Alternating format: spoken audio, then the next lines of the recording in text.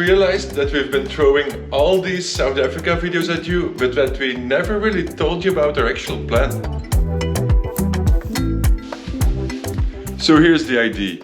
We started with circling a bit around in the northeast of the country before we made our way down through the Drakensberg Mountains all the way to Durban. And then from Durban we would make our way along the coast towards Cape Town. We actually did a lot of research about this and we were kind of proud of that. So as soon as we arrived in South Africa, we started telling everybody who wanted to listen about our plans. And everybody thought that it was a great itinerary, except for one part. We are Nick and Lens. For the last 5 years, we have been blogging and vlogging about nature's traveling. And now we embarked on an epic journey to experience naturism in every continent of the world. Subscribe to travel along with us. Right now, we are in Africa. There was one part that made a lot of people worry, and that is the area between roughly Port Edward and East London.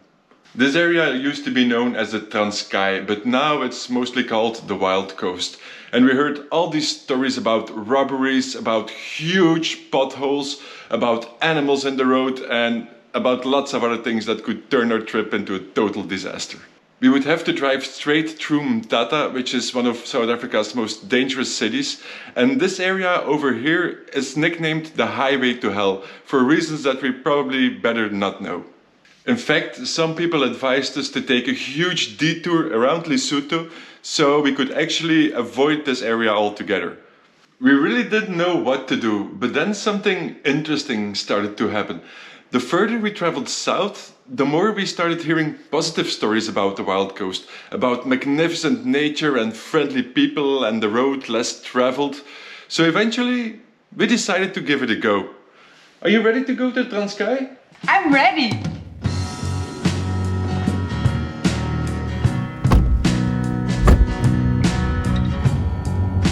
Before we head into unknown territory, we're just gonna do a couple of quick stops.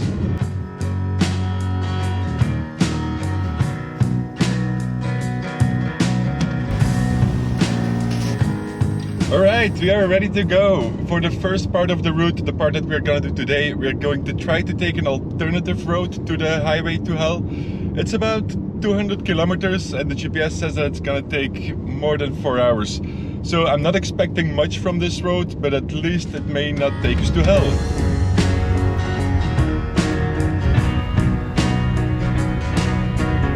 We crossed the bridge, now we are officially in former Transkei territory.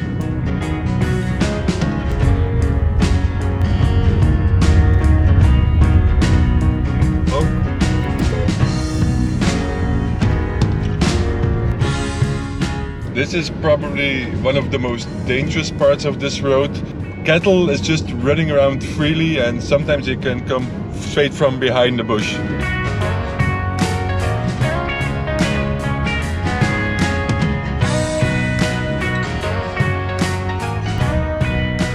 Until now we could divide the houses that we see in South Africa mostly in two categories. Either there's the big and fancy houses of the people that are more wealthy, or there are like really almost cardboard houses in slums. But here there seems to be a third category. These houses are not very fancy and they are kind of small, but it doesn't seem like they belong to very poor people. It doesn't present poverty. Instead, there's a lot of color in it. It's just people, I think that's people who have enough with a little bit less.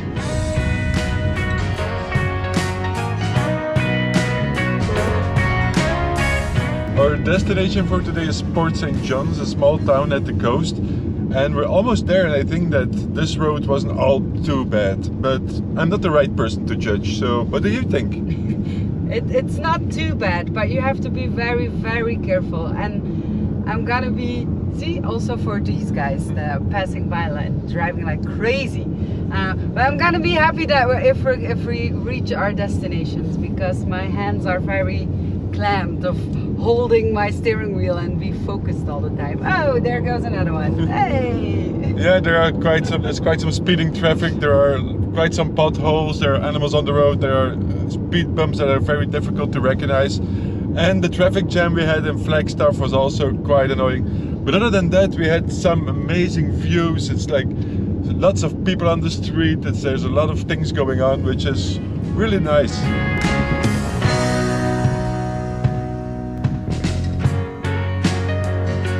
It seems like we got here just in time before the rain starts, and I gotta say, for a place of which we have been told not really to come here, this place is pretty awesome. There are the mountains, we can see the coast and the sea, and we even have our own private security system. Say hi to YouTube! Hi! Hi! Unfortunately, there's not so much we can do anymore now that it's raining, so I guess that we will have to leave the exploring part for tomorrow.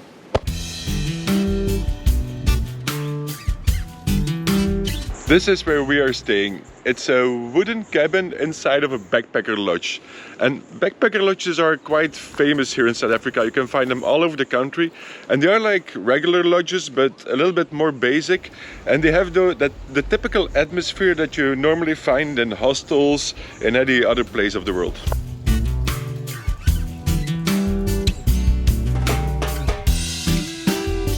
It's not the beautiful weather that we had been hoping for. It's quite cloudy, but at least it's not raining.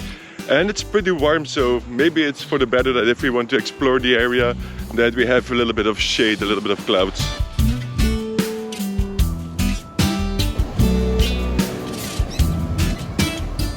This is the beach that we can see from our cabin. It's called Second Beach. We've been seeing this at other places in South Africa as well. Sometimes they have this really idyllic names for beaches like Paradise Beach, and sometimes they just call them First Beach, Second Beach, Third Beach. It is really beautiful here though, and I start to get the feeling why they call this area the Wild Coast. It looks really wild with the green mountains that go straight towards the coast and the long beach. There are a lot more people than I expected, but still it has a very wild feeling. What do you think? It's pretty wild. No, I love it. They even have lifeguards over there. Okay, they're playing frisbee, but you have lifeguards, which is good. I do find it a bit surprising that so many people are inside of the water, because this area is known to have lots of sharks. And in other parts, in the more popular parts of South Africa, they have shark nets, but I don't think that they have them here.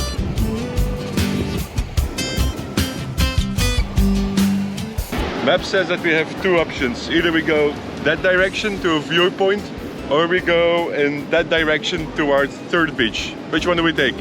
Third Beach. Third Beach.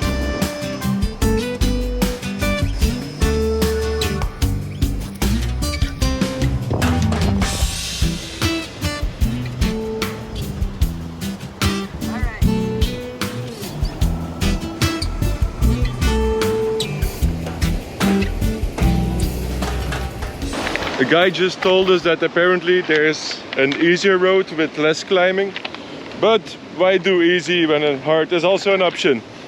Just admit that you took the wrong turn, the wrong route. Just admit it. Admit it to our YouTube family. No, we like hard. Alright, now we're on the actual trail. The other day we've seen a snake in one of our accommodations, so now we are being really careful of where we put our foot down. Absolutely, you're wearing flip-flops. Maybe we should just film the ground all the time. Never sure.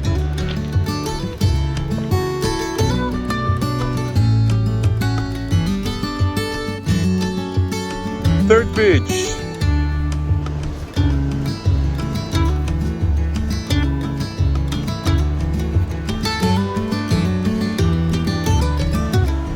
Too bad it's not whale season yet, because I think this would be a great spot to spot whales because you have a nice overview.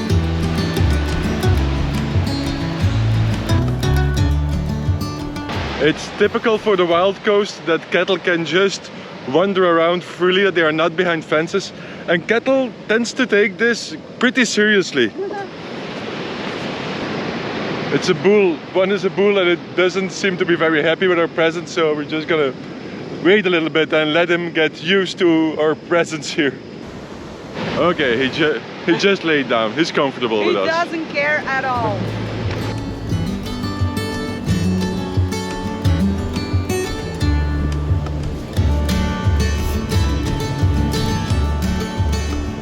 This is pretty wild to make a reference to the Wild Coast. It's a whole beach just for us and 3 cows. And a lifeguard. And a lifeguard somewhere Over there. far in the corner. Meanwhile, we got some company. Now we are sharing this beach with 3 women, 3 cows and a lifeguard. And you gotta imagine that this is late December. This is the highest of the high season. Now the beaches don't get any more crowded than this. Look at this. We're back on second beach. It's a lot more crowded than when we were here a couple of hours earlier, but it's also a lot better weather. So now the most logical step would be to go to first beach, but there's no trail that goes there, so we would have to go through the main road, and yeah, it's a lot of bit traffic and stuff. So instead, we are going to search for a trail that goes up towards that hill. That is not a bad place to build a house. We reached the top of the hill. It gives a great view over second beach, but other than that, there's not so much to do here. It's really hot and I wish that they had put a bar or so here, but yeah, this is the Wild Coast. We will have to get our drinks at home.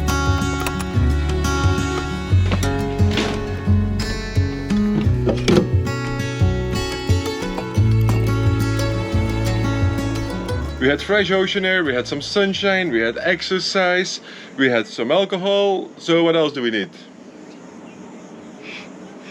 Shower. And then we're gonna be ready for another part of Transkei roads. Today is the day that we have been dreading for the last couple of weeks. We've asked around everywhere, but apparently there's no alternative to having to drive straight through Umtata. And after that we get another 150 kilometers or so on the highway to hell. So yeah, we have been road tripping through South Africa for the last weeks and it was so great. But this part is really not a part that we're looking forward to.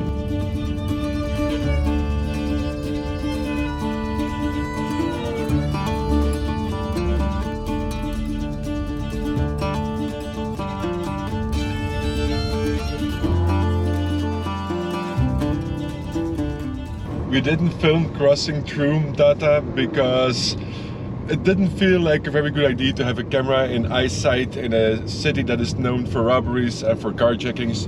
But I gotta tell you, we got through pretty fast and it didn't look as scruffy as I imagined it, and we had very easy traffic, so in less than 10 minutes we are back on the big road again. Okay, it's called the highway to hell, but still we left a dangerous city.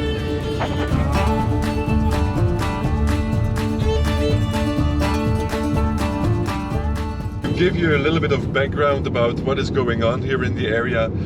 In times of apartheid, a number of regions of South Africa declared their own independence and became actual countries. And in some cases even still exist today, like Lesotho and Swaziland. But for Transkei, it was more a story of corruption and of a number of bad decisions, to a certain point where they even picked a fight with South Africa, which was their only neighbor and the only country in the world that actually recognized Transkei as a country. The country Transkei was quite a disaster, so when apartheid ended in '94, the country came back to South Africa and became once again a part of South Africa, called the Wild Coast today, or the Eastern Cape. But of course, it suffered during the 30 years of independence. There has been little to no progress. So this reflects immediately in poverty and in a lot of unemployment, which then again is a big source for criminality. And this happens the most in big cities, for example in Umtata, which used to be the capital of the Transkei. And of course, in this road, the road nicknamed Highway to Hell, this is the N2 road. So it's supposed to be a highway, but it doesn't really look like a highway at all.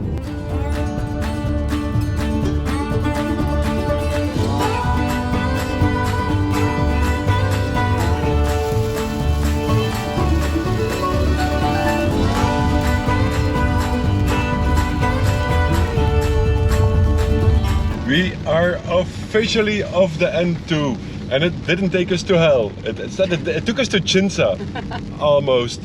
And I gotta say, it's quite an agreeable road, much better than we expected. There were almost no potholes. The real danger is in the animals, the cattle that gets on the road from time to time. We've seen quite a number of small and big dead animals on the side of the road.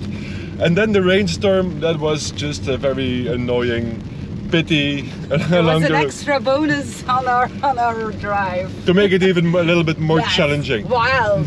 But I think that Liz did a great job bringing us safely to Chintzar. Hey, we're not there yet. We're not there yet. So if you think that she did a great job as well, leave it in the comments so you can encourage her to drive more often.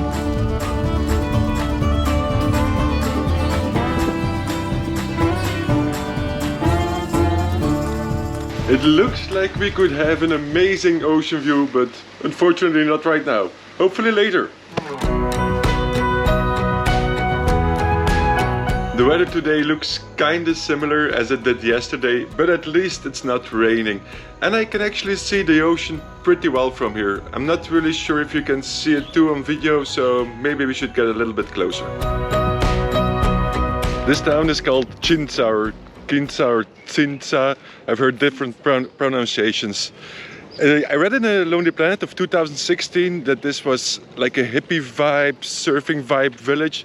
But it seems like capitalism has been catching up in the last years, because now it's mostly big villas and some souvenir stalls, and I guess that might be pretty busy on the beach.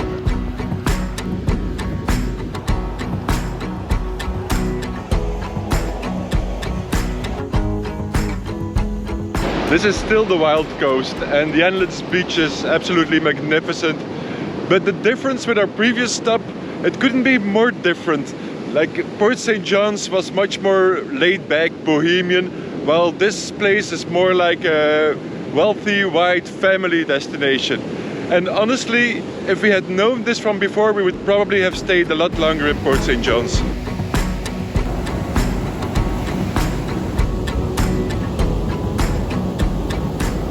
In fact, if we had known this from before, we would probably have stayed a lot longer at the Wild Coast and explored many more of the villages. But this is the high season, so we had to book our accommodations way up front, and we took the safe option and just opted to come here for a couple of days, which was the wrong option actually. Or maybe it's just a reason to come back here one day. And also now we know. Now we know. That's the thing, now we know.